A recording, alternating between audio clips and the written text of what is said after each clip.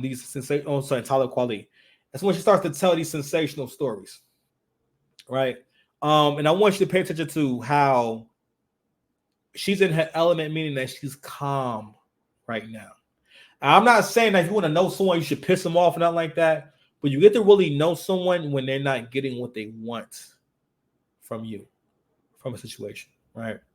So in the videos that we're going to watch, she's calm for the most part, and she's in control, and she feels as though she's in control because again, she has an audience. She has an audience that, for one, is content.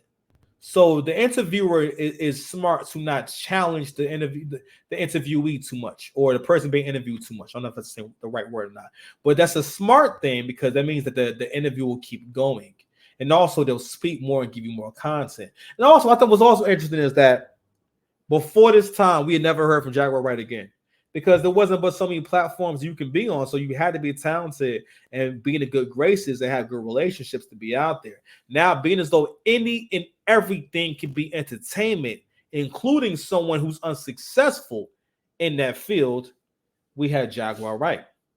And the people on this platform, that I never heard of them before this interview. She might have put them on the map.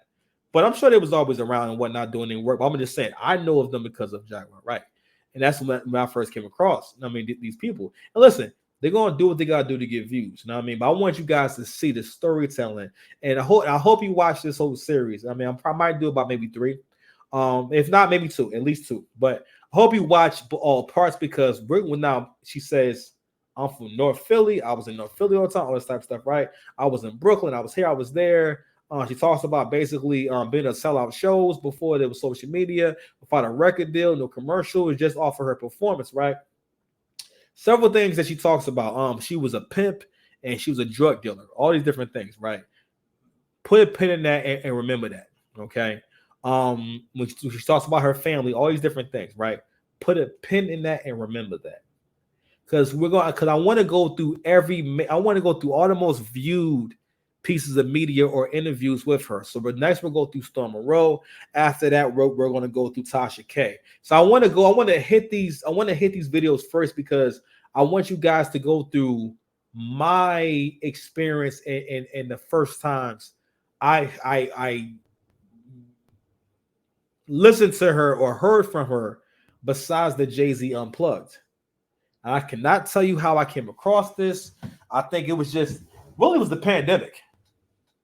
All right. And I remember listening to this whole thing. I listened to the whole interview.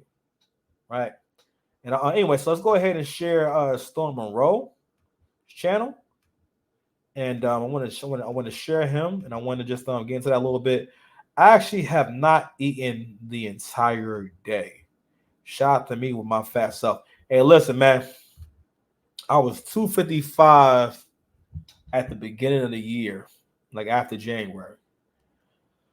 And I know I started eating more so that I can be more solid and whatnot. And I think for the most part, I think my weight, my true weight was like really 270. Because honestly, when I was like smaller, that's why I was eating like once a day, twice a day. I still was eating a lot of protein, but I wasn't eating like the way I need to maintain muscle and whatnot, which is why like I look more solid.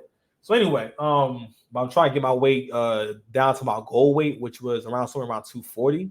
So because by the end of this year, by the end of 2024, I have to be 240 pounds. You know what I'm saying? So by my July 27 battle, we got pretty much exactly 2 months.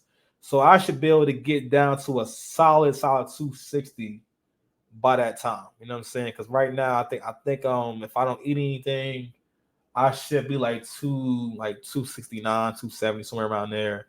I know my weight went up and everything, so it should be coming back down. So anyway, so random, right? But anyway, I haven't eaten all day, so I'm gonna try to make this joint about 10-15 more minutes, and then we're gonna call it a night. But I want to go and share this joint. So this is one of the bigger interviews.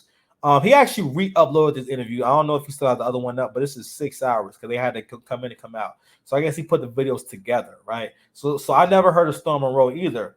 And so this is a pretty, again, I think he was a very good interviewer for what it was.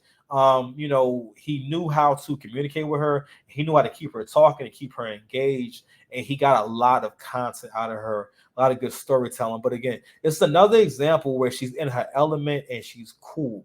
And she's also interviewing someone who's not giving any pushback. Now, when she interviews with Tasha K, things will go a little bit differently. So we're going to go from here to Tasha K, then to the surviving Jaguar Wright series, then everything that happens after that, which is nothing. Anyway, no, but you'll see. You'll see. Let's go ahead and share my good guy, my good friend here.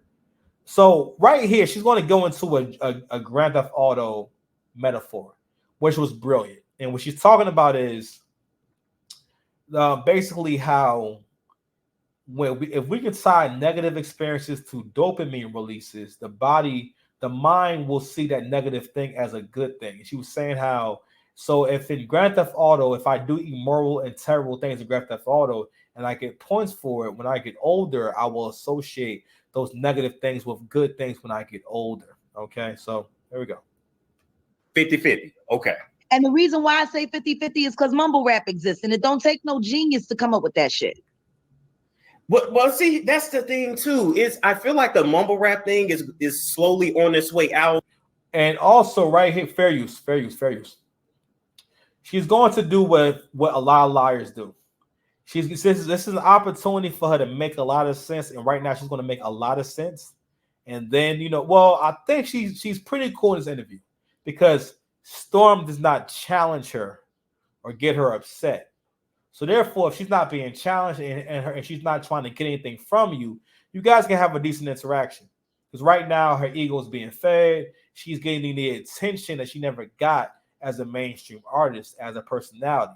And another thesis of the situation is also this is a waste of talent. Because when I'm watching her, I see she's a great content creator.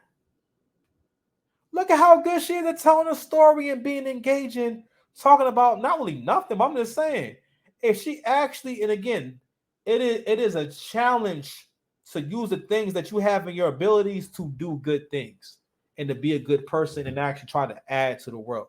That is a very challenging thing. It's very tough because it involves work and it involves humility and it involves accepting I may be wrong about some things.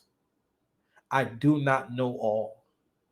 I will never know all, and I do not need to.